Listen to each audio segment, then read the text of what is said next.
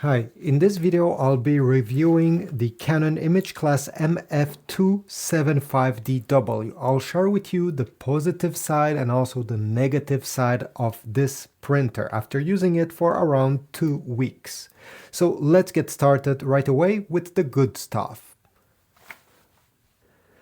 This printer is quite user-friendly. So it has this screen with the number pad over here that is adjustable. So if you're going to use this printer while standing up, well, you can set it up this way.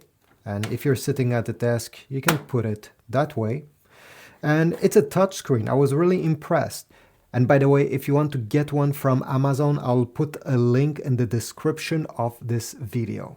It is very rare to see a black and white screen that is also a touch screen, but this one is, and it works really well. As you see here, there's zero lag. Everything is easy to understand and also easy to get access. Another positive side is that this printer is able to print up to 30 pages per minute, which is very fast, one of the quickest of its category. Another positive side is that it has many features. Obviously here we have an automatic document feeder. You can put up to 35 pages at the same time if you want to scan them. It also has a basic scanner glass. On the side here we can see that it has connection for a fax machine because you can send documents using the fax that is integrated inside. Not many people will use this feature, but it's there. And if we go on the back, we can see that we can connect this printer directly to a computer using a USB cable. And we can also connect the printer to a network. For example, if you have an internet router and you don't want to use the Wi-Fi, you can connect the printer directly to it, which will make the connection more reliable. Print quality is also great for a laser printer. It's able to print at 2400 by 600 dpi. Now over here I have printed some graphics with some text. It works great. Since this is a laser printer, don't expect to print pictures and have great results. But this is true for any laser printer of this category. But if you want to print some text with some small images, this is great. And on top of that, it's able to print on both sides of the page. Accessing the toner that is inside, then we need to lift the second cover, and the toner has a handle, which is very practical. It's easy to take out. And when time comes to replace it, it's easy to put back.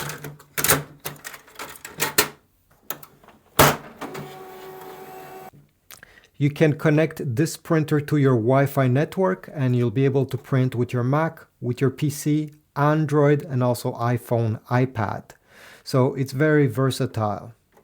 So you're probably wondering, what is the negative side of this unit? Well, one thing that I didn't appreciate, well, this printer is quite large, as you see. I know it's a laser printer, and laser printers tend to be larger than inkjet printers. So just to give you an idea here, this is a US letter size. If I put it on the side, the printer is larger than this sheet of paper, even if I put it both ways. So I was quite deceived when I noticed that the paper input is located in the front over here. And I thought, great, I can simply slide my paper, close this lid, and the paper will stay inside of the printer, hidden, since it's a large printer. But it's not the case. You have to open this drawer, insert your blank paper, and the paper stops over here. This is how it stays. They give you a small cover to put over, so you don't see the paper. It looks better, I guess, but still it's sticking out of the printer. And if we put this on the side, yeah, this is quite large. If you have a limited amount of space on a desk, this is way too much in my opinion. They should have put the paper input inside of the printer hidden, not sticking out. And talking about this paper input, it's able to take up to 150 sheets of paper, which is not great and not bad. There are many smaller printers that are able to take 150 sheets of paper. So again, I was expecting a bit more. And since we're talking about the size of this printer, its weight at around 24 pounds, 24.7 pounds, which is heavy.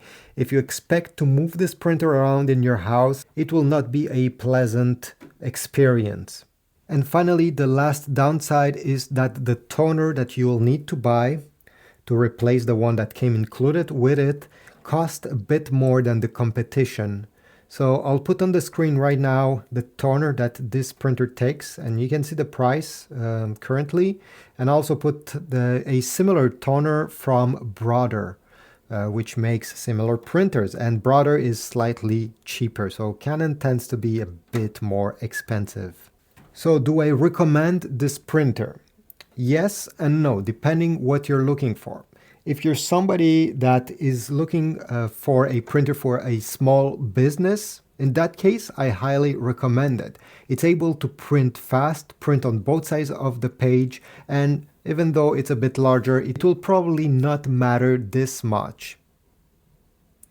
During the whole 2 weeks that I have used this printer, it has been very reliable. Every time I have sent a print, it got printed quickly. So for me, reliability is probably something that small businesses are looking for. Therefore, I can recommend for those people. I can definitely also recommend it as a home printer in case you're at school or maybe you're printing things for work. Again, if you don't mind the size, it's a reliable printer that has all the basic features that you can look for.